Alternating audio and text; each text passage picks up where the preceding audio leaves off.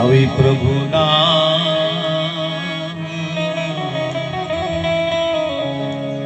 પ્રેમ તણી પૂતળી એવા પ્રભુના એ પ્રેમ તણી મૂર્તિ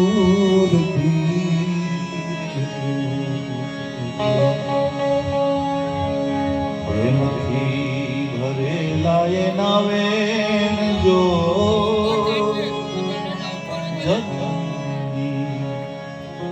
આવી જોડ રે સખી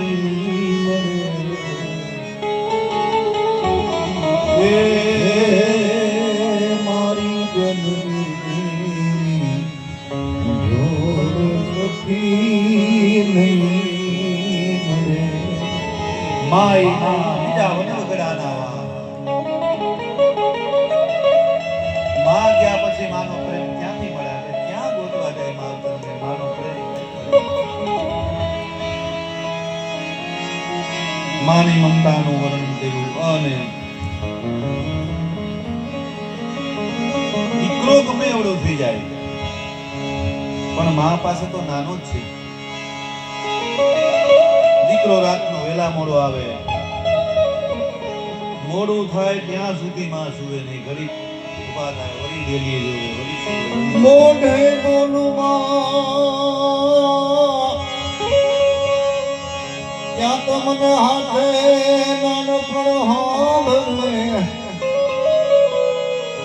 પણ મોટો પની મજા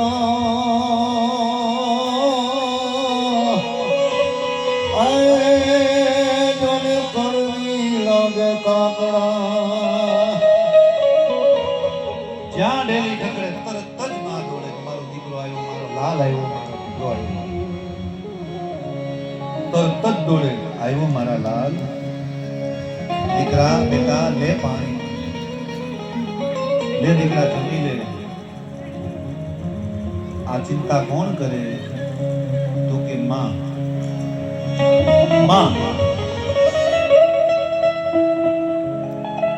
અને ઘણા લોકો મા બાપને વૃદ્ધાશ્રમમાં મૂકી આવે. વિચાર કરો તમે કેમ જીગર હાલે છે કઈ સમજાતું નથી. જેને 9 મહિના સુધી પેટમાં રાખ્યા, ઉદરમાં રાખ્યા, વજન ઉપાડ્યો હોય અને એને આપણે શું કરીએ? વૃદ્ધાશ્રમમાં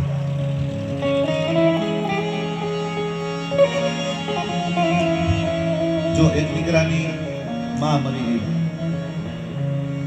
માં વહી ગઈ, પછી એના પિતાજીએ બીજા લગ્ન કરી દીધા.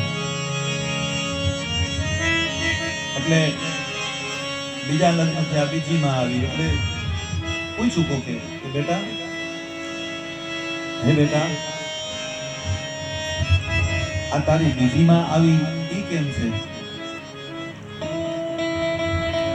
એટલે ઓલા છોકરાએ કીધું કે દાદા, હે બાપ, મારી પહેલી માં હતી ને એ ખોટા બોલી, એ ખોટું બહુ બોલતી, ખોટા બોલી. અને આ નવી માં આવી ને હાચા બોલી છે,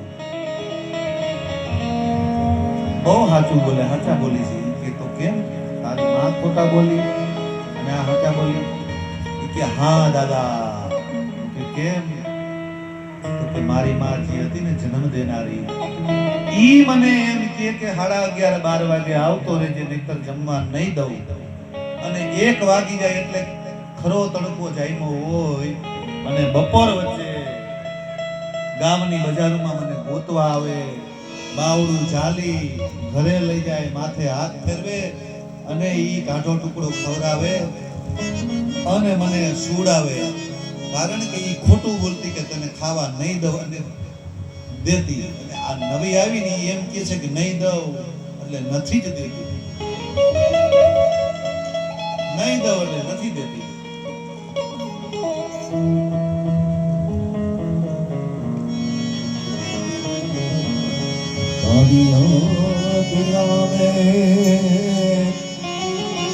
પાપે પાણી તો પડાવે એ મારી ધનમણી એ મારી જનેતા તારી યાદ આવે, તારી યાદ આવે પાપને પાણી તો પડાવે હે મારી ધનમણી હે જનારી જનેતા તારી.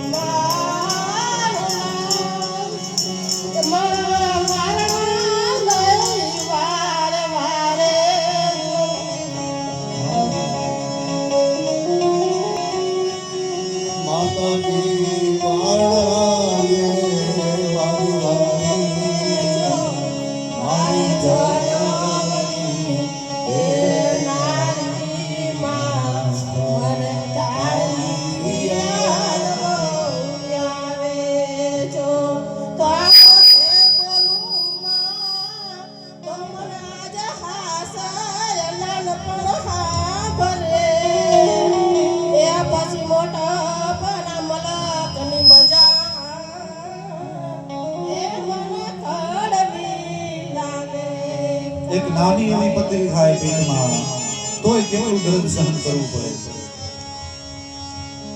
તો માએ તો 8-10 કિલોનો વજન પેટમાં ઉપાડ્યો, એને કેટલી વેદનાઓ સહન કરવી પડે, કેટલું દુઃખ વેઠવું છે આપણા માટે. 60 વર્ષે 80 વર્ષે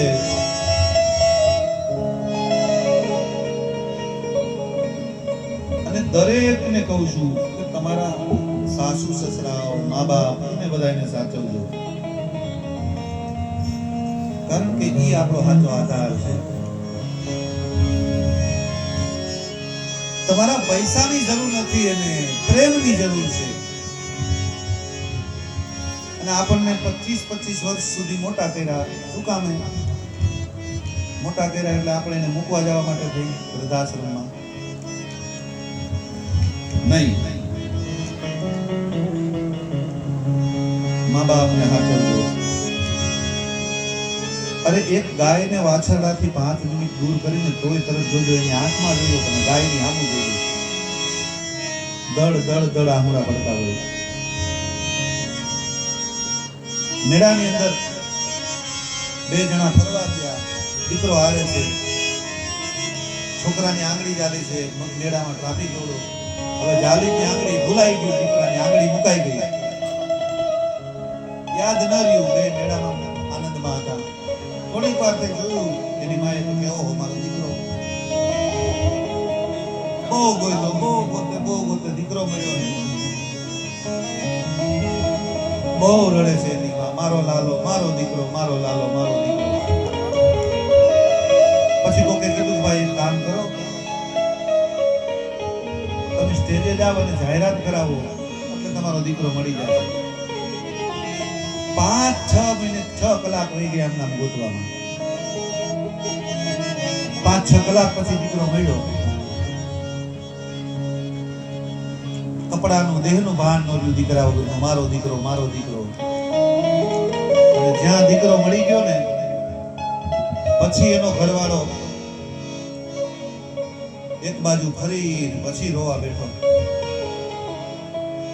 એટલે ઘરવાળીએ કીધું કે હવે દીકરો તો મળી ગયો, હવે શું કામ રોવો છો?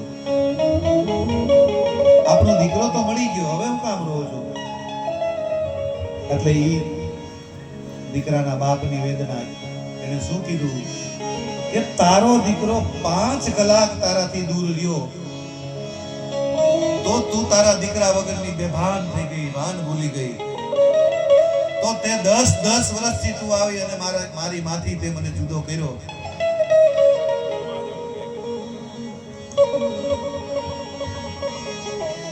એની હું હાલત થતી હતી.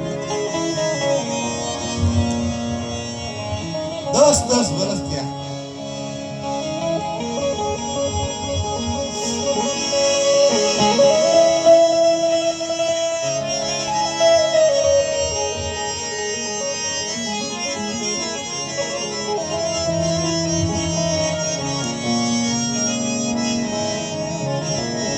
માનું ઊંચું પાત્ર બતાવ્યું.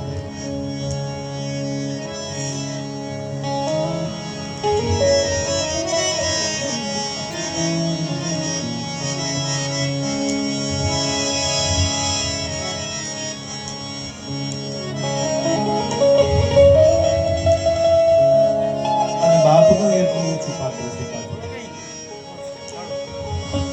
શાળાઓ બતાવી, ભણવા બેસાડ્યા, સ્કૂલો બતાવી, ડોક્ટર બનાવ્યા, પોલીસ બનાવ્યા, મોટા અધિકારી બનાવ્યા. બાપને કેમ ભૂલાય આપણે? ભૂલો ભલે બીજું બધું, મા બાપને ભૂલશો નહીં. હે ભૂલો ભલે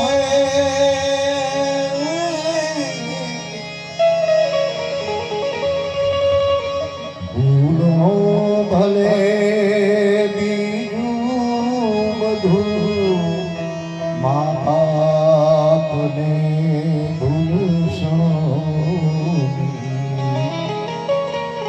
અગણિત છે ઉપકાર એના, એ હરી સરસો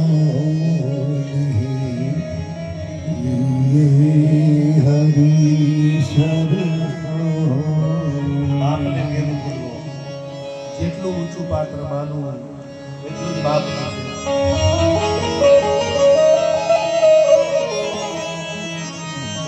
અરે રાતની મહેનત કરે તમે વિચાર કરો.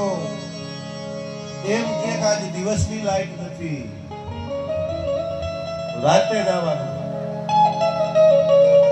1 વાગે લાઈટ આવે તો રાતે 1 વાગે જાય. સવારે આવે ને એટલે જે કપડા પહેરાવે ને એનો કલર બદલી ગયો. રાતે વાડીએ જાય, પાણી વારે, બીજે કામ કોઈ પણ કામ કરે, કપડાનો કલર ચેન્જ થઈ ગયો, ખબર ન પડે ક્યાં કલરનું પહેર્યું છે. એવી બાપની હાલત. ભણાવ્યા ગણાવ્યા અને આપણા સુખ માટે થઈ અને એને આપણે ક્યાં મૂકી આવ્યું? વૃદ્ધાશ્રમમાં. પણ એ વૃદ્ધાશ્રમમાં કોના મા બાપ છે?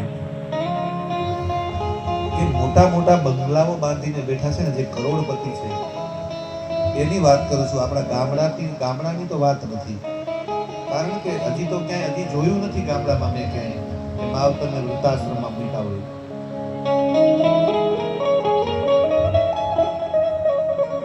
કે એવી આંગળી રે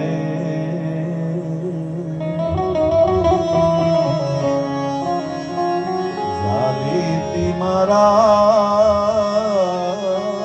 બાપની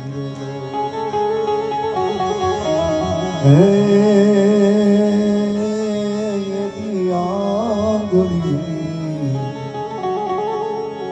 જાલીતી મારા બાપની હાલું તો રેડકુ મગુ ચાલજો.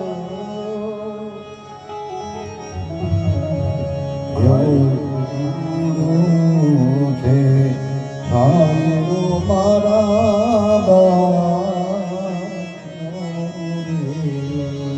આવો ઘેરો રે વદને ઘેરી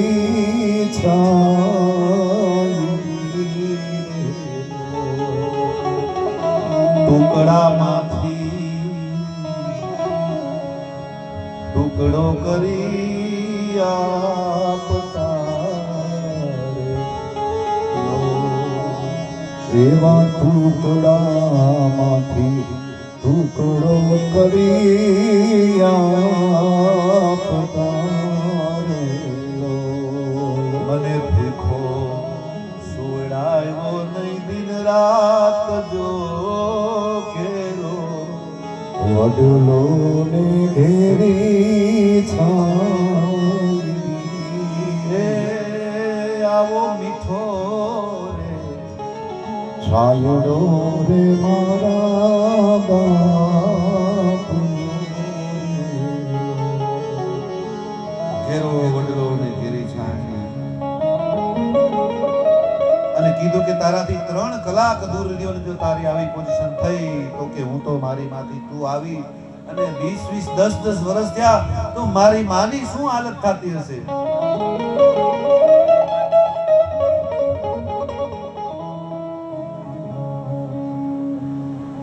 એટલે મા બાપને ભૂલશો નહીં કોઈ. માવતરની સેવા કરજો, ભૂલો ભલે બીજું બધું પણ મા બાપને ભૂલશો નહીં. અગણિત છે ઉપકાર એના, એ જ વિસરશો નહીં. અને માં પ્રસૂતિએ ભવાનીને આશ્વાસન આપ્યું કે દીકરી તું રડીશ નહીં, રડીશ નહીં તું.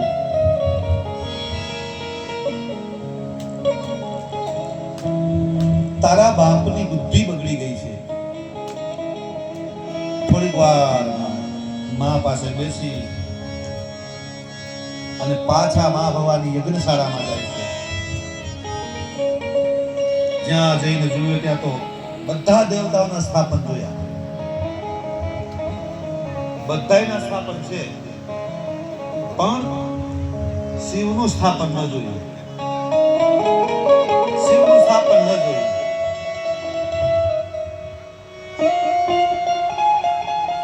અને એ જ સમયે માં ભવાની 13 શ્લોકમાં ભાષણ કર્યું મા ભવાનીએ.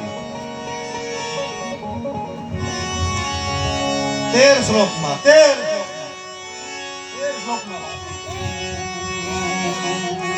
અને કીધું કે દેવતાઓ સાંભળો, જેણે ભગવાનની નિંદા કરી છે શિવજીની, અને જેણે સાંભળી હોય, જેણે શિવનું નિંદા કરી, જેણે સાંભળી, એને શિવ નિંદાનું મહાન પાપ લાગશે. ભવાનીએ 13 શ્લોકમાં ભાષણ કર્યું અને તરત જ શ્રાપ આપી દીધો. બધાને શ્રાપ લાગ્યો, નિંદા કરે એને પણ લાગ્યો અને નિંદા સાંભળે એને પણ લાગ્યો. એટલે કરવી એ નહીં અને સાંભળવી નહીં. અને એ જ સમયે મા ભવાની ક્રોધાયમાન થયા અને જમણા પગનો અંગૂઠો માએ ક્રોધ પોતાને ઉત્પન્ન કર્યો અને મા ભવાની ક્રોધમાં બળી અને પોતાના દેહનો અગ્નિમાં બળીને દેહનો ત્યાગ કર્યો. મા ભવાની બળીને ભસ્મ થઈ ગયા અંદર. અને યજ્ઞશાળામાં હાહાકાર વધી ગયો, ન થવાના કર્મો થઈ ગયા.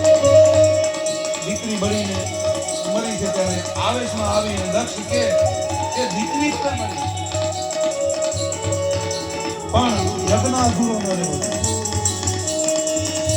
અને ભૃંગ ઋષિ આવીને બધાને બગાડ્યા છે. અને કૈલાસમાં ભગવાન જઈને શિવને વાત કરી કે પ્રભુ ગજબ થઈ ગયો. શિવજી કે શું થયું? શું થયું છે જરા કહો તો ખરા. અને કીધું કે મા ભવાની અગ્નિમાં દેહનો ત્યાગ કર્યો છે. અને ભગવાન શિવે જટા પછાડી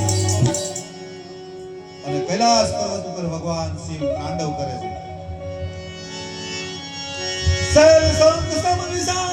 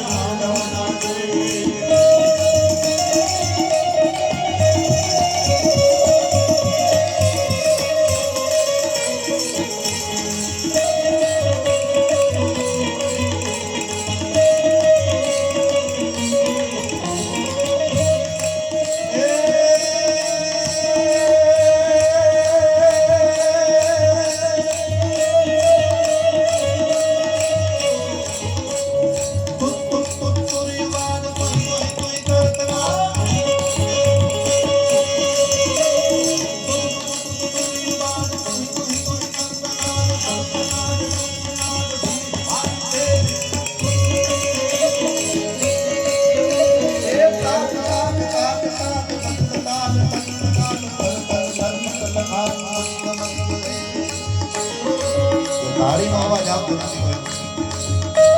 ભગવાન તાંડવ આલે છે.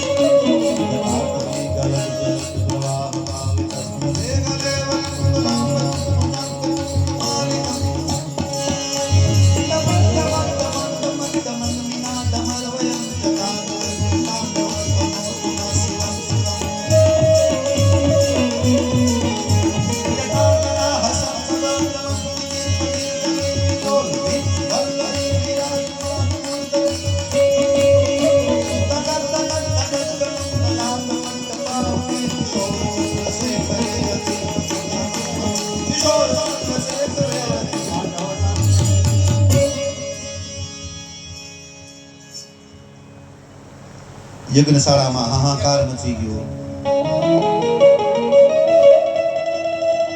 અને ભગવાને જટામાંથી એક વાળ ખેંચી વીરભદ્રને ઉત્પન્ન કર્યા અને વીરભદ્રએ કીધું કે કયો પ્રભુ શું કરું, શું આજ્ઞા? એટલે કીધું કે જય દક્ષના યજ્ઞનો ધ્વંસ કરી દો. અને વીરભદ્ર જાય છે, કેટલાય ઋષિ મુનિઓને માર્યા, કેટલાયના હાથ પગ તોડ્યા અને એ જ સમયે દક્ષનું માથું ઉતારી લીધું અને યજ્ઞમાં હોમી દીધું અને યજ્ઞનો ધ્વંસ કર્યો. અને દેવતાઓ બધા બીકના માર્યા બ્રહ્માજી પાસે જાય છે. બ્રહ્માજીને કે બચાવી લો. બ્રહ્માજી કે તમે શિવજી પાસે જાઓ, શિવજી પાસે જાઓ તમે.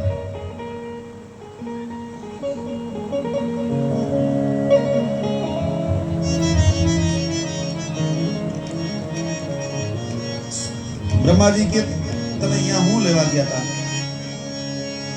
તો કે અમને આમંત્રણ હતું. પણ કે આમંત્રણ તો બ્રહ્માજી કે મને હતું, પણ આમંત્રણ વગર ન જવાય. કેમ કે દેવોના દેવ મહાદેવ જ્યાં ન હોય ત્યાં આપણાથી ન જવાય, જ્યાં બાપ ન હોય ત્યાં દીકરાથી ન જવાય, પગલું ન ભરાય. હવે તમે એક કામ કરો, વિષ્ણુ પાસે જાઓ. અને બધા વિષ્ણુ પાસે આવ્યા. વિષ્ણુ કે તમે શિવ પાસે જાઓ. પણ દેવતાઓ ના પાડે છે કે પ્રભુ અમને બીક લાગે છે, અમે એમ ન જાય. ક્યાંક ભગવાન અમને પણ બાળીને ભસ્મ કરી નાખે તો? પછી તો બ્રહ્માજી અને વિષ્ણુ બધા દેવતાઓ હારે ગયા અને ભગવાન પાસે જઈને સ્તુતિ કરી કે હે નાથ હવે તમે શાંત થાઓ. દેવતાઓએ સ્તુતિ કરી કે હું તો એકલ પંથી પ્રવાસી છતાયા કે ઉદાસી ભાગ્યો મથી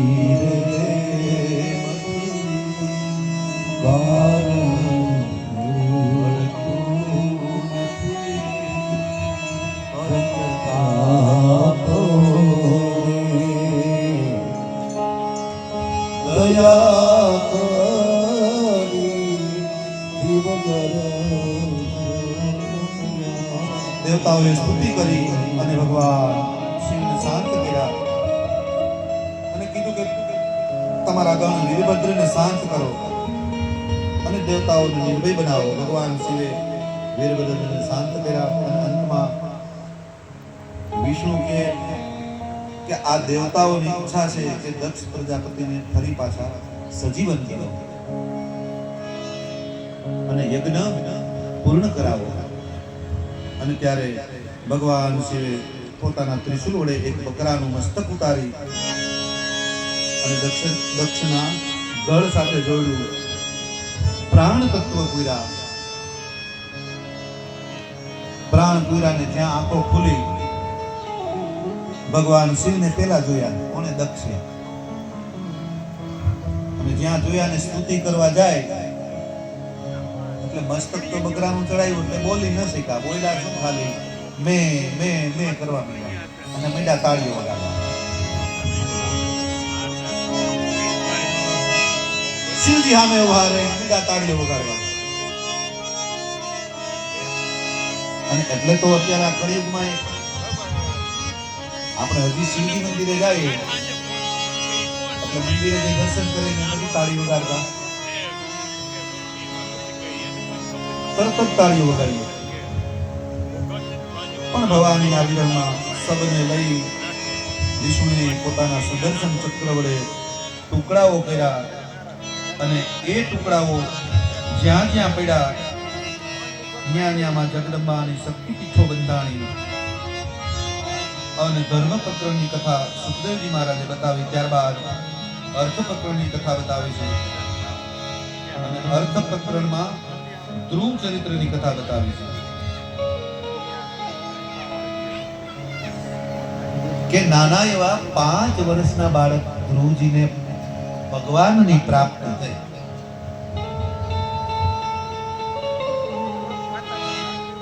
પાંચ વર્ષના બાળક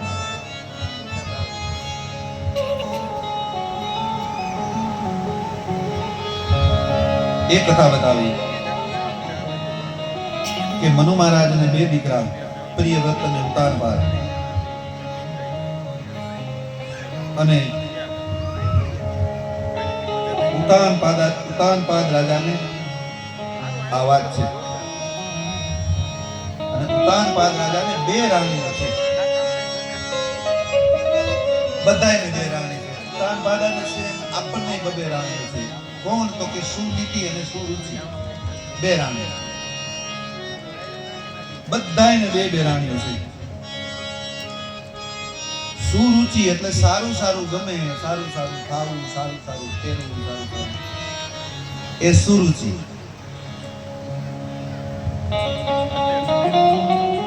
બધું સારું ગમે એ સુરુચિ. અને સુનીતિ એ કોઈને ગમતી નથી. એમ અહીંયા એવું જ થયું છે. સુરુચિ બહુ વાલે છે અને સુનીતિ અણમાનીતી છે. અને એકવાર ઉતાનપાદ રાજા પોતાના સિંહાસન ઉપર બેઠા છે, બાજુમાં સુરુચિ રાણી બેઠા છે અને ત્યારે સુનીતિનો દીકરો ધ્રુવ 5 વર્ષનો એના બાપના ખોળામાં બેસવા જાય ને, જ્યાં બેસવા જાય ખોળામાં ત્યાં તો સુરુચિએ ધક્કો મારીને આગો કાઢી દીધો અને કીધું કે ખબરદાર ખોળામાં બેઠો હતો. અને સુરુચિએ હાથ પકડી લીધો અને ધ્રુવને કીધું કે તારે તારા બાપના ખોળામાં બેસવું હોય તો તારે રાણીના કુખેથી જન્મ લેવો પડે.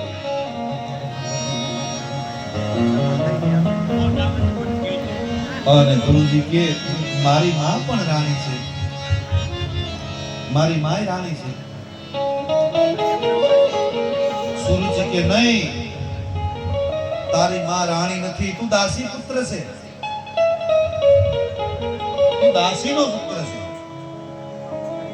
અને તારે રાજાના ખોળામાં બેસવું હોય તો જંગલમાં જા, તપ કર, અને જો તને ભગવાન મળે તો કહેજે કે તને મારી કુખેથી જન્મ આપ્યો, તો તને ખોળામાં બેસવા દો. અપમાનિત કરી કરવા વેણ કીધા, તું દાસી પુત્ર છે. અને નાના એવા બાળક રડતા રડતા એની મા પાસે ગયા. ધ્રુવ પોતાની મા પાસે, સુનીતિ પાસે જઈને કહે છે કે માને બધી વાત કરી. અને એ જ સમયે ધ્રુવજીને મા કહે કે બેટા તારા પિતા તો ભગવાન જ છે, અને એવું કીધું એમાં શું ખોટું કીધું? ભગવાનને મેળવવાની વાત કરી, તને ક્યાં કાંઈ બીજું કીધું? ભલે કીધું, કાંઈ વાંધો નહીં, એમાં ક્યાં કાંઈ ખોટું કીધું? અને તરત જ માના આશીર્વાદ લઈ ધ્રુવજી મહારાજ જંગલમાં જાય છે. જ્યાં જંગલમાં જતા હતા ને ત્યાં તો પહેલા વેલા રસ્તામાં કોણ સામે મળ્યા? સૌથી પહેલા નારદજી મળ્યા સામે. નારદજીને વંદન કર્યા. એટલે નારદજી પૂછ્યું, બેટા ક્યાં જાય છે દીકરા?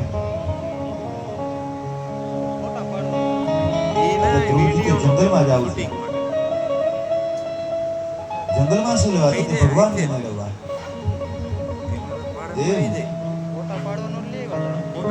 નારદે કીધું કે તને લાગે છે કે ભગવાન મળશે? એટલે ગુરુજી કે ગુરુદેવ, હા ભગવાન મળશે. શું કામ કે જાતાને એક જ તમારી જેવા સદગુરુ સામે મળે એને ભગવાનની પ્રાપ્તિ થાય. તમારા જેવા સદગુરુના દર્શન થયા એટલે મને લાગે છે કે ભગવાનની પ્રાપ્તિ થશે.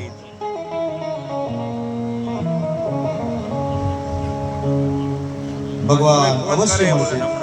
બાળકની આ નિષ્ઠા જોઈ દેવર્ષિ નારદે, આવો પ્રેમ જોયો કે દેવર્ષિ નારદે દ્વાદશ અક્ષરી મંત્ર આપ્યો. ઓમ નમો ભગવતે વાસુદેવાય.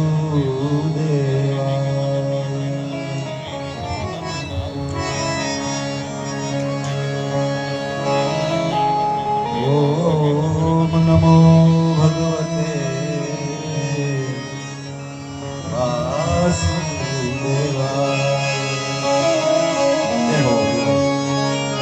દ્વાદશ અક્ષર મંત્ર દીધો. ધ્રુવજી જંગલમાં ગયા અને નારદ ક્યાં આવ્યા? તો કે ઉતાનપાદ રાજા પાસે મળ્યા અને કહે છે કે મહારાજ, જંગલમાં જવાનો સમય તો તમારો હતો, ભગવાન ભજન કરવાનો, અને તમે તમારા બાળકને 5 વર્ષ સમય તમારો હતો જવાનો, અને તમે તમારા દીકરાને મોકલી દીધો. અને ઉતાનપાદ મહારાજ કહે કે ગુરુદેવ, મારો દીકરો આવી જશે ને એટલે હું જંગલમાં જતો રહીશ, મને માફ કરી દો, મારી ભૂલ થઈ ગઈ છે. આ બાજુ ગુરુજી મહારાજ મધુવનમાં આવી અને જમણા પગના અંગૂઠા નીચે ધરતી દબાવી અને મંત્ર જાપ કરે છે.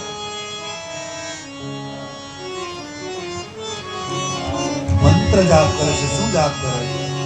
ઓમ નમો ભગવતે વાસુદેવાય. ઓમ નમો ભગવતે વાસુદેવાય. મંત્રનો જાપ કરે છે. 1 મહિનો થયો, કંદમૂળ ખાય, ખાલી કંદમૂળ, માત્ર કંદમૂળ ખાય, કંદમૂળ ખાઈને જાપ કરે છે. બીજો મહિનો થયો, ખાલી તૃણપત્ર ખાય, તૃણપત્ર ખાઈને મંત્રનો જાપ કરે છે. ઓમ નમો ભગવતે વાસુદેવાય. ઓમ નમો ભગવતે વાસુદેવાય.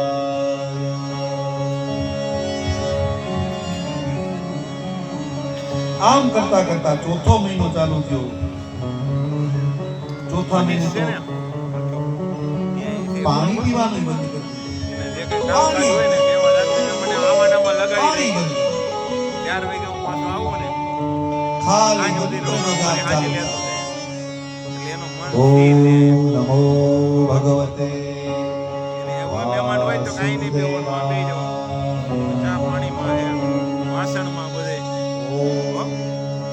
નમો ભગવતે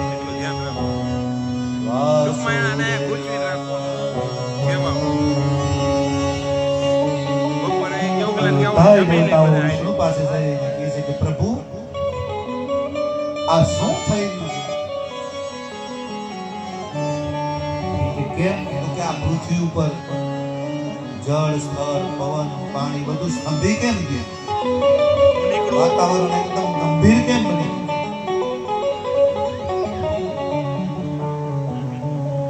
એટલે ભગવાને કીધું કે તમે ચિંતા કરો. તરત જ ભગવાન ગરુડ ઉપર બેસી મધુવનમાં આવે છે અને ધ્રુવજી મહારાજ એની સામે આવીને ઉભા રહ્યા અને સર્વપ્રથમ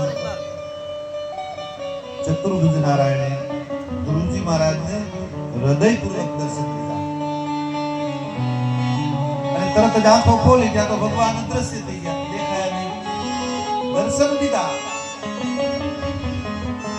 પણ ભગવાન દેખાના નહીં, હૃદયમાં દેખાયા. ધ્રુવજી મહારાજ કે ક્યાં ગયા ભગવાન, ક્યાં ગયા ભગવાન, ક્યાં ગયા ભગવાન? મીંડા રડવા, ભગવાન ક્યાં ગયા ભગવાન?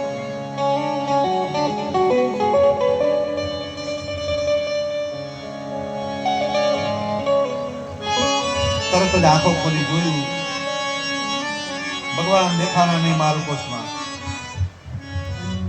અને વળી પાછા ધ્રુવજી મંત્રનો જાપ કરે છે અને ધ્રુવજી બોલ્યા, ઝાડવા બોલ્યા, શુકલ પાંદડા બોલ્યા, મંડપ બોલ્યો, માયક બોલ્યું, પણ આપણે કોઈ બોલ્યા નહીં. અને જો આપણે ભગવાનના દર્શન કરવા હોય, કરવા છે બધા દર્શન, તો કરાવું તમે કહો. તો પહેલા તો તમારે હાથ સાફ કરવા જોઈએ. જો ભગવાનના દર્શન 5 વર્ષના બાળકને દર્શન દીધા હોય તો આપણને દીએ બોલો તો 5 મિનિટ ઓમ નમો ભગવતે વાસુદેવાય. ઓમ નમો ભગવતે વાસુદેવાય. ઓમ નમો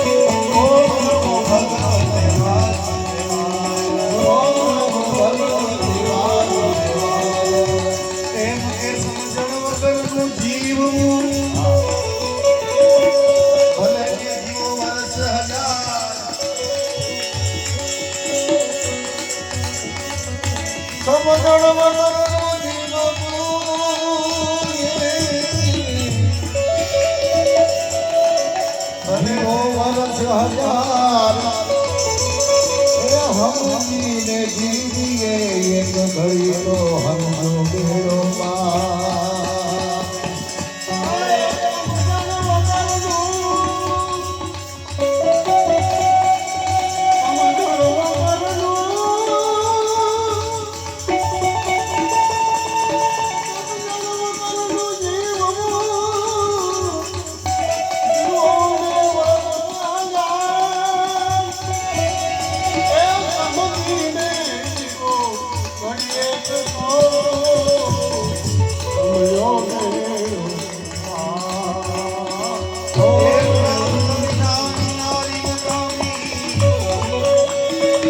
અને મકાન વિનાની બારી નકામી, આ ખીચડી બહુ સારી નકામી, અને સાકર વિનાની તારી નકામી.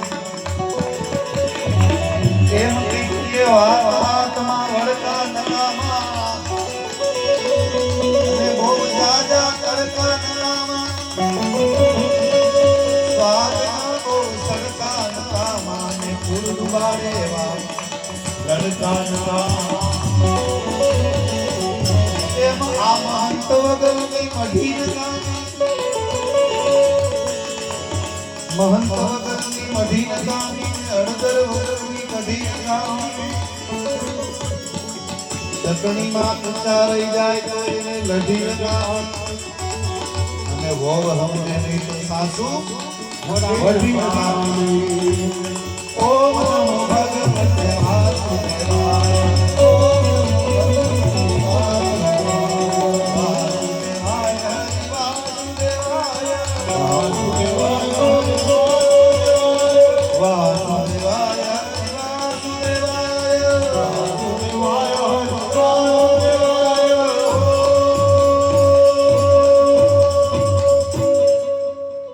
બોલ ગિરાજ ધરણ કી જય. દ્વારિકાધીશ કી જય. અને ધ્રુવજી મહારાજે ત્યાં આંખો ખોલી, ભગવાન અદ્રશ્ય થઈ ગયા અને પાછા ભગવાન આવ્યા. દર્શન થયા ધ્રુવજી. ભગવાનના ચરણોમાં દંડવત પ્રણામ કર્યા અને 5 વર્ષના બાળક ધ્રુવને ભગવાનની પ્રાપ્તિ થઈ. અને ભગવાને કીધું કે માંગો ધ્રુવજી, શું જોઈએ? બેટા, હે ધ્રુવજી, શું જોઈએ? માંગો, તમે જે જોઈએ તે માંગો, શું તમને આપું?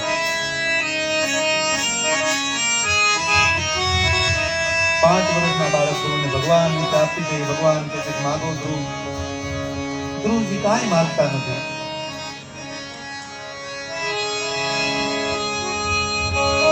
અને ત્યારે ભગવાન કહે કે તારી જે ઈચ્છા હતી એ હું પૂર્ણ કરીશ. કે તારે તારા બાપના ઘોડામાં બેસવું હતું ને,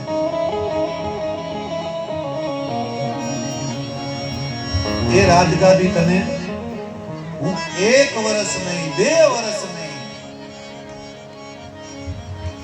50 વર્ષ નહીં, તને 36,000 વર્ષનું રાજ આપીશ. 1-2 વર્ષ, 36,000 વર્ષ.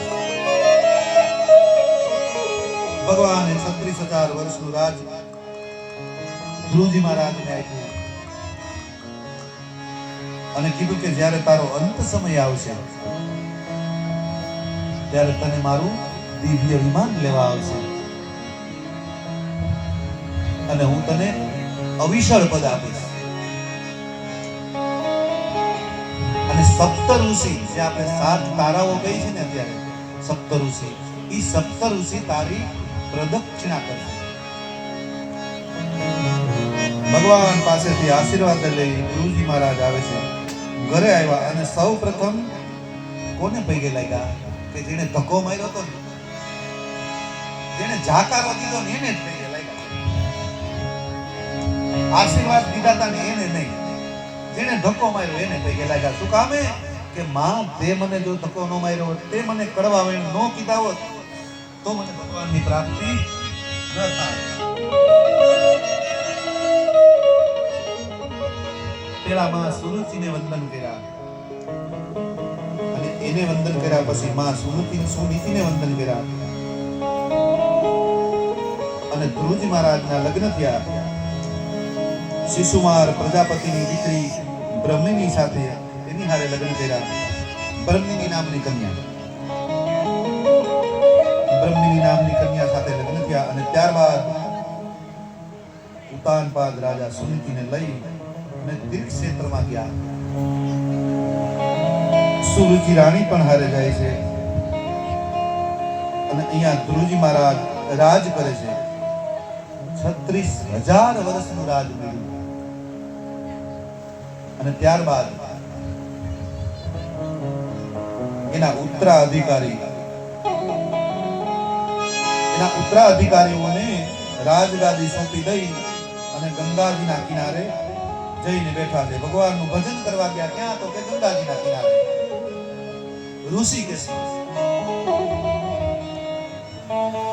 ઋષિકેશમાં જઈ ધ્રુવજી મહારાજ બેઠા.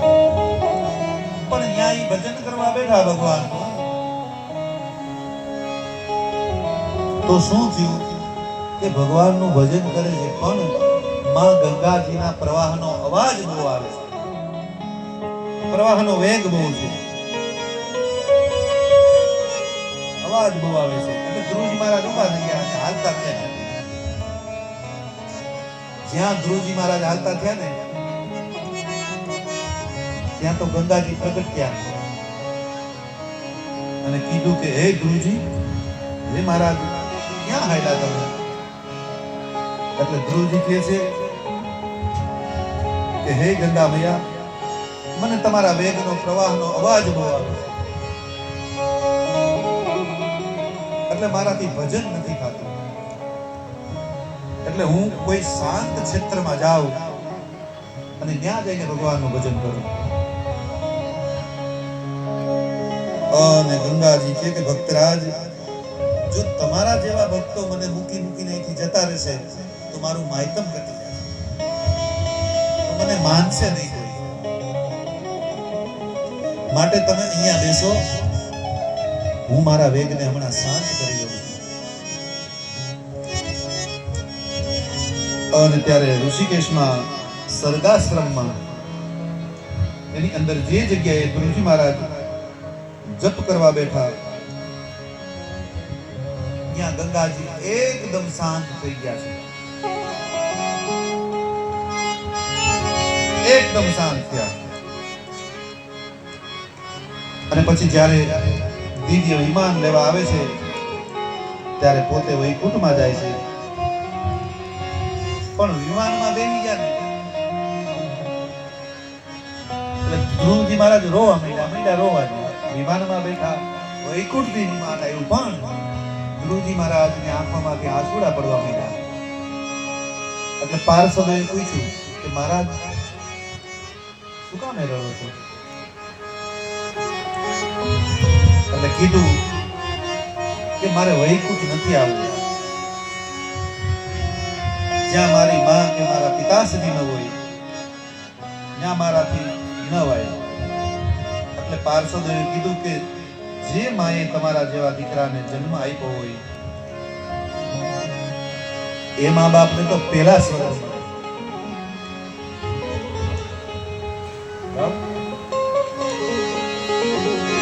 ओ गंगा मैया में जब तक ये पानी रहे, मेरे सजना तेरी जिंदगानी रहे,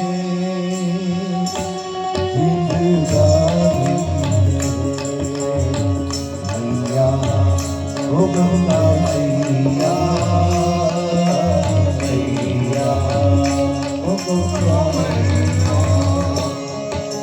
ओ